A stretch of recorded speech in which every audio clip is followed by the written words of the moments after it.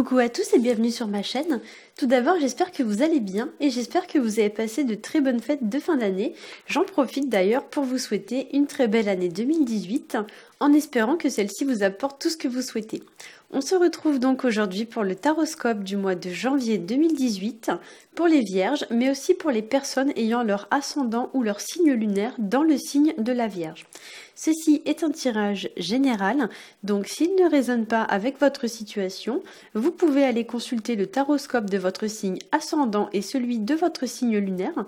Si vous ne connaissez pas votre signe ascendant ou votre signe lunaire, je vais placer en barre d'information des liens qui vous permettront de les calculer.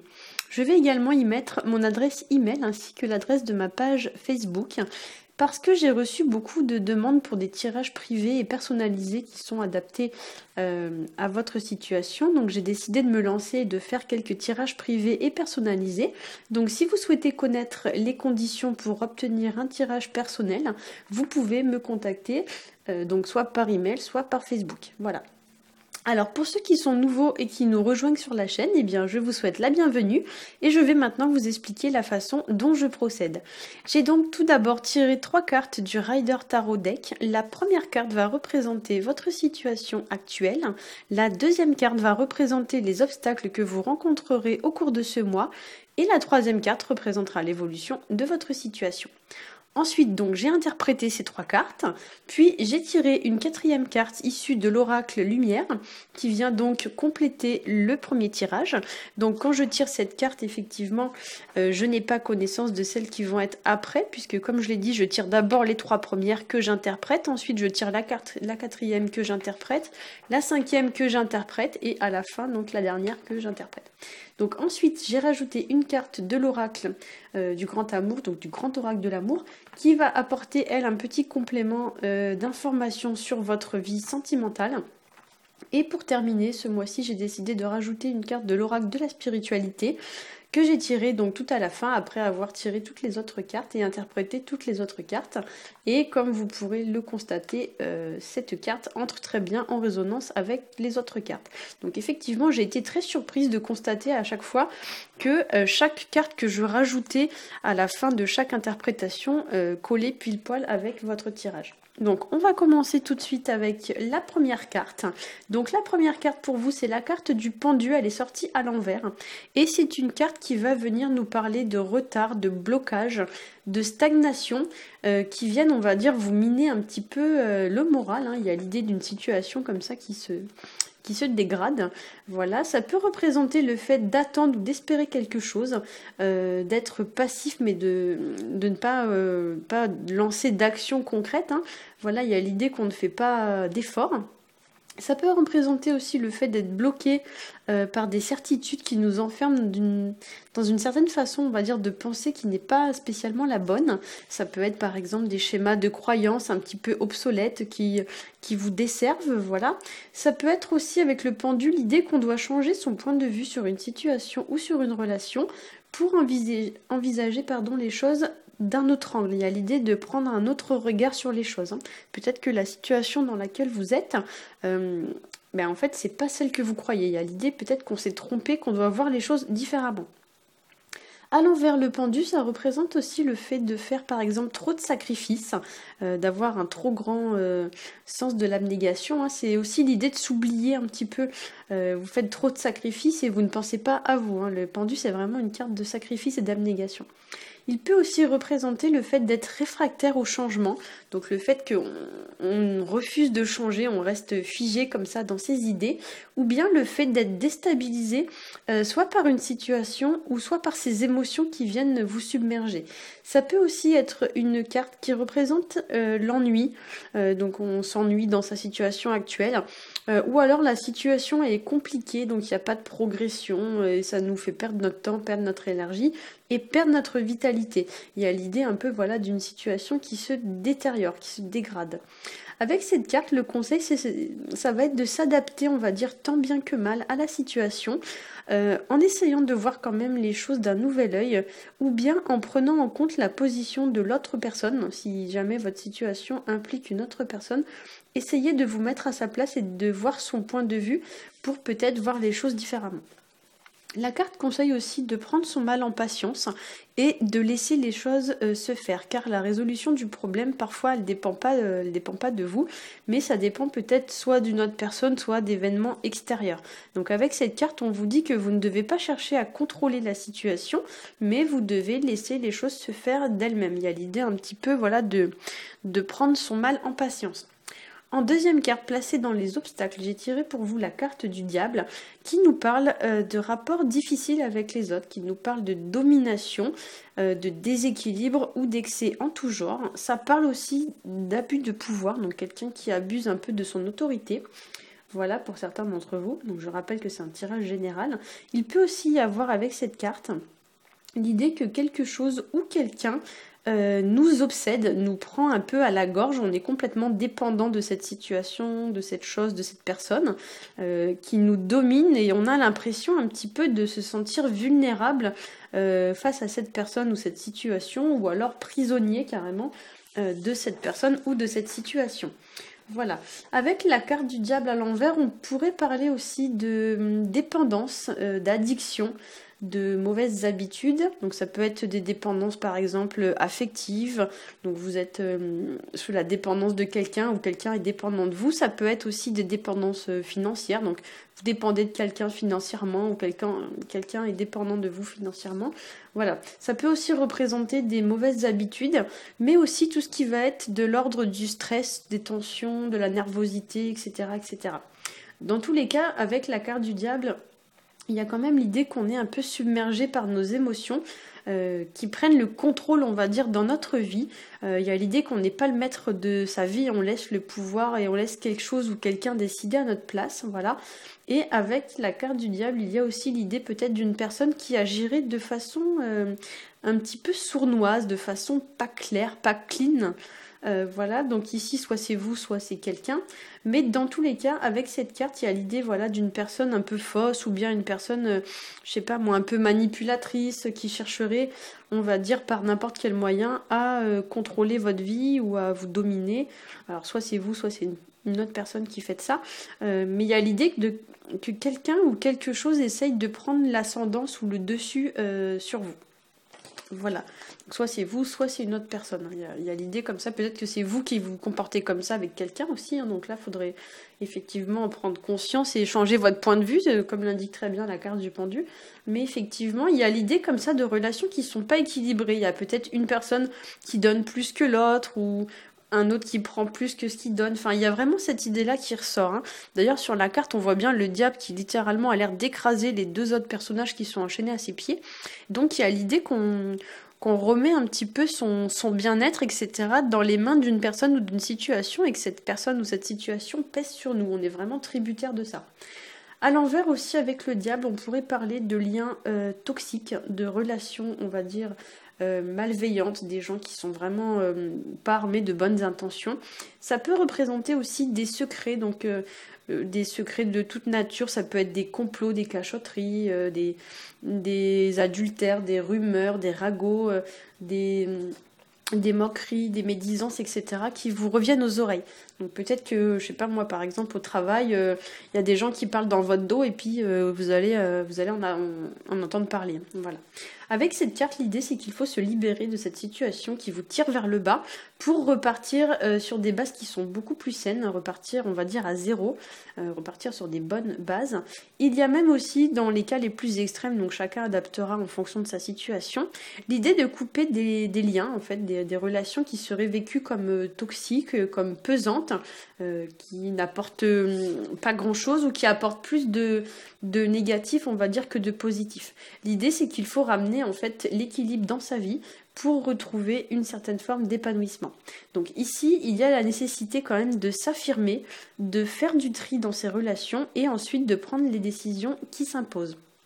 On va donc vous encourager ici à passer à l'action au cours du mois et vous devrez démasquer donc cette personne, si ce n'est pas vous, hein, vous devrez démasquer cette personne et vous devrez vous en éloigner à tout prix ou du moins vous devrez faire face et vous affirmer face à cette personne, poser vos limites et ne plus la laisser vous dominer. Donc je le répète, ça peut être des dépendances ou des dominances sur le plan affectif, financier, ça peut être vous êtes accro à quelque chose, à quelqu'un, voilà, il y a l'idée quand même de retrouver un petit peu sa liberté, hein, voilà. En troisième carte, j'ai tiré pour vous la carte du jugement qui est sortie à l'envers. Alors à l'endroit, c'est une carte qui parle de libération, mais à l'envers, effectivement, ça parle justement d'avoir du mal à se libérer. C'est une carte qui parle aussi de communication, qui parle de mauvaises nouvelles, ou alors de problèmes liés à une mauvaise communication. Donc ça peut être des tensions, des malentendus, des ambiguïtés, des choses comme ça. Voilà. C'est une carte aussi qui peut nous parler du passé. Donc il y a l'idée peut-être que notre passé nous bloque pour avancer. Ça parle aussi de situations qui sont un petit peu ambiguës, pas claires, un peu troubles, comme l'indiquait déjà très bien la carte du diable. Ça peut parler également de ne pas avoir la reconnaissance dont on a besoin. Donc on se sent un petit peu mis au placard, on se sent un petit peu oublié. On a l'impression en fait d'être un peu... le vilain petit canard, hein, comme on peut dire. C'est aussi une carte qui pourrait éventuellement venir indiquer la fin de quelque chose, puisque cette carte, c'est l'avant-dernière carte du jeu. Donc là, on est quand même sur l'idée d'une fin de cycle. Donc il y a l'idée peut-être que, pour certains d'entre vous, il y a une page de votre vie qui est en train de se tourner, mais qui est difficile à tourner. Donc voilà, mais il y a quand même l'idée que c'est nécessaire pour avancer, hein. Il y a l'idée que c'est des changements qui sont quand même difficiles, des décisions qui vont être difficiles à prendre, mais c'est vraiment pour avoir mieux ensuite. Le conseil ici, c'est de passer à l'action, de prendre la bonne décision pour retrouver de l'harmonie dans sa vie. Vous devez peser le pour et le contre et vous devez sauver ce qui peut l'être. Et si c'est pas possible, alors il faut arrêter, voilà, de faire des efforts pour des gens ou pour des situations qui ne rapportent rien et vous devez prendre la décision qui s'impose. Le passé, donc le jugement, pardon, à l'envers, ça peut aussi signaler, symboliser le retour d'une personne du passé dont on n'a pas eu de nouvelles depuis longtemps, par exemple, et cette personne ou le retour de cette personne va venir un petit peu nous perturber, nous déstabiliser. Alors ça peut être dans le bon sens, dans le sens où on s'y attend pas, etc. Mais comme la carte est sortie à l'envers, j'aurais tendance à penser plutôt que ça va être dans le, entre guillemets, dans le mauvais sens du terme. Dans le sens où ça pourrait être des personnes qui pourraient peut-être vouloir semer un peu la zizanie, etc.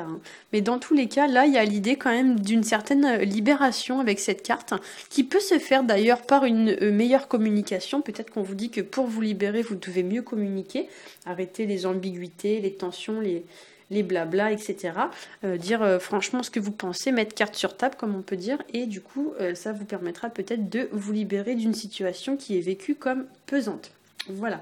Donc ensuite, une fois que j'ai eu interprété ces trois cartes, j'ai tiré une carte issue de l'oracle Lumière. Et bien sûr, la carte est vraiment tombée pile poil, j'ai envie de vous dire, avec votre tirage. Donc j'ai tiré pour vous la carte 37. Elle s'appelle Nouveaux Horizons. Et effectivement, c'est une carte qui parle de nouveautés qui se profilent à l'horizon. Il y a l'idée avec cette carte de nouveaux projets à venir, de propositions, de changements comme ça, qui vont faire remonter chez vous, on va dire, une peur de l'inconnu. Il y a l'idée qu'on ne sait pas trop où on va, on ne sait pas où est-ce qu'on met les pieds. Voilà. Et du coup, ça peut générer des craintes ou des peurs. Cette carte représente aussi le subconscient, le mental, voilà, tout ce qui est caché au plus profond de nous. Et on pourrait y voir aussi l'idée de nouvelles pistes de réflexion auxquelles vous n'aviez pas pensé. Donc là, comme le disait déjà très bien la carte du pendu, il y a l'idée peut-être de voir les choses d'un autre œil, de se mettre à la place de l'autre et chercher à comprendre un peu son point de vue, hein, voilà. Alors sur le plan numérologique, là on est sur la carte 37, donc 3 plus 7, nous sommes sur du 10, qui ici va encore venir renforcer l'idée d'une fin de cycle, puisque en numérologie, le 10 c'est le dernier chiffre. Donc effectivement, il y a pour certains d'entre vous à prévoir des fins de cycle dans votre vie, des pages qui se tournent, des changements, et c'est aussi un chiffre qui va indiquer quelques instabilités. Donc là, il y a l'idée peut-être pour certains d'entre vous, de tourner une page pour aller ensuite en écrire une nouvelle. Voilà. Ensuite, une fois que j'ai eu interprété ces 4 cartes, j'ai rajouté donc une carte issue du Grand Oracle de l'amour et à ma grande surprise, je suis tombée sur la carte Libération. Donc effectivement, on est en plein dedans, hein, voyez. Là, il y a l'idée avec ce diable ici que on est enchaîné à quelque chose ou à quelqu'un et ensuite on vous dit bien de vous libérer. Donc il y a l'idée de se délester d'un poids, d'un boulet. Donc effectivement, comme son nom l'indique, la carte nous parle de libération. Alors, comme c'est une carte sur le plan sentimental et relationnel, j'aurais tendance à vous dire qu'il s'agit ici de se libérer d'une relation qui est entravante, qui nous pèse, qui pèse sur nos épaules, ou qui nous empêche de progresser ou d'avancer. Il y a l'idée comme ça, voilà, de se libérer d'un poids, d'une certaine forme d'emprisonnement, et ensuite de se sentir plus léger. D'ailleurs, on retrouve très bien l'énergie très aérienne de la carte du jugement. Voilà, par rapport à la carte du diable, effectivement, il y a les énergies très lourdes d'un côté et très légères de l'autre. Pour certains aussi, il pourrait y avoir l'idée de se libérer de mauvaises habitudes. Par exemple, je sais pas moi, des addictions, si vous fumez, si vous buvez, etc. Peut-être on vous dit ici que ça pèse dans le couple, voilà. Ou des passions qui sont un peu extrêmes et qui vous prennent tout votre temps et du coup votre partenaire ou vous-même vous n'avez plus de temps à vous consacrer l'un à l'autre à cause de ça, donc on vous dit peut-être qu'il faudrait vous en libérer. Peut-être que ça pèse dans votre couple. On peut y voir aussi une certaine forme de libération sur le plan psychologique ou mental, dans le sens où peut-être il faudrait se libérer d'un système de croyances ou de mauvaises habitudes qui n'ont plus lieu d'être. Je parle par exemple pour les gens qui sont je sais pas moi, victimes de dépendance affective ou qui sont sujets à la dépendance affective, on pourrait ici vous dire voilà qu'il faudrait travailler dans ce sens. Ou si par exemple vous êtes beaucoup dans le contrôle, dans le mental, etc. Voilà, peut-être que là on vous dit qu'il faut vous libérer un petit peu de votre carapace et de certains mécanismes de défense, voilà, qui n'ont plus forcément lieu d'être. Voilà. Sur le plan numérologique, ici on est sur la carte 14. 14, on est donc sur 1 plus 4, on est sur du 5. Donc ça nous donne une énergie quand même de changement, de déplacement, mais aussi d'engagement. Donc tout ce qui va être union, association, partenariat, etc. etc. Donc il y aura peut-être pour certains à prévoir des fins de contrat, ou du moins des fins d'engagement, de relations, etc. Et le 5, c'est aussi le fait de pardonner. Donc effectivement, pour certains d'entre vous, on vous dit ici peut-être que pardonner, parfois, ça libère. Donc ça enlève du poids sur les épaules. Donc peut-être que vous devez, vis-à-vis d'une personne, accorder votre pardon. Et du coup, ça permet de se sentir plus léger et de repartir sur de nouvelles bases. Donc j'ai ensuite tiré une dernière carte issue de l'oracle de la spiritualité. Cette carte va venir apporter une petite conclusion donc sur votre tirage. Alors cet oracle est magnifique, il n'est pas à moi, on me l'a prêté mais je ne sais pas si je vais pouvoir le garder mais j'aimerais bien.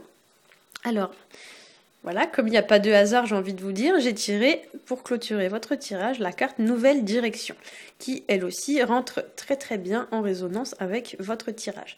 Donc la carte Nouvelle Direction, son petit texte derrière, c'est « La vie ressemble à un tourbillon en ce moment, pourtant les circonstances sont régies par un ordre divin, ce qui peut s'apparenter au chaos est souvent l'action des forces angéliques de l'univers. Une fois l'orage passé, vous serez orienté vers une nouvelle direction, une période de santé, de joie et d'abondance. » Donc là, effectivement, on a l'impression quand même avec la carte du jugement qu'il y a un certain ordre divin qui vient un petit peu semer la pagaille dans votre vie. Mais on vous dit avec cette carte que c'est temporaire. En fait, ça va passer. Là, on est un petit peu dans l'œil du cyclone, mais par la suite, vous allez voir les choses vont s'arranger et vous allez prendre une nouvelle direction qui sera beaucoup plus empreinte de joie et beaucoup plus prospère. Voilà. J'espère que ce tirage vous aura plu. Si c'est le cas, n'hésitez pas à liker, à partager et à vous abonner. Pour ma part, je vous souhaite un très bon mois de janvier. Je vous dis à bientôt.